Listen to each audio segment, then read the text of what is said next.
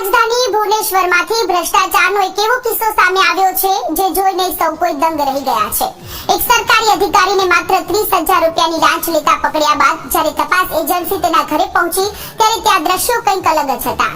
દરોડા દરમિયાન અધિકારીના નિવાસ સ્થાનેથી નોટોના બંડલોના ઢગલા જોવા મળ્યા। ગણતરી કરતા અત્યાર સુધીમાં 4 કરોડથી વધુની રકમ ત્યાં મળી આવી છે, જેને ગણવા માટે મશીનો મંગાવવા પડ્યા।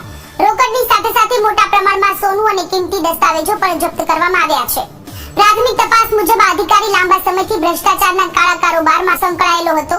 30,000ની નાની રકમની લાલચમાં આખરે આખો કુબેરનો ખજાનો ખુલ્લો પડી ગયો।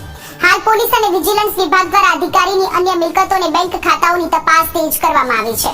તો ઓડિશામાં એક સરકારી અધિકારી કે જે લાંચ લેતા ઝડપાયો, 30,000 રૂપિયાની લાંચ લેતા ઝડપાયો અને જ્યારે તેના ઘરે તપાસ કરવામાં આવી ત્યારે અધધ સોનું અને રોકડ રકમ મળી આવી છે, જેની કિંમત અત્યાર સુધીમાં 4 કરોડ રૂપિયા થઈ છે અને હજુ પણ આ ગણતરી યથાવત જોવા મળી રહી છે। ઘરે દરોડા પાડવામાં આવતા આ મળી આવ્યા છે, ઘણા બધા દસ્તાવેજો પણ મળી આવી છે।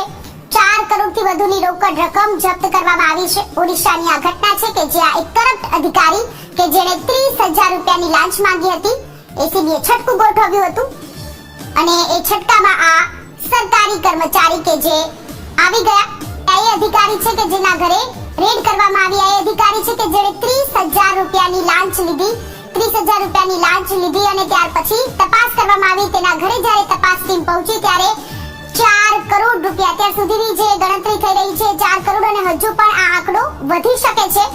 આ એક સરકારી કર્મચારી કે જેણે 30,000 રૂપિયાની લાંચ લીધી, ઘરે તપાસ કરવામાં આવતા નોટોના બંડલો મળી આવ્યા, સોનું મળી આવ્યું છે, ઘણા બધા કિંમતી દસ્તાવેજો પણ મળી આવ્યા છે, જે તમામે તમામ જપ્ત કરવામાં આવ્યા।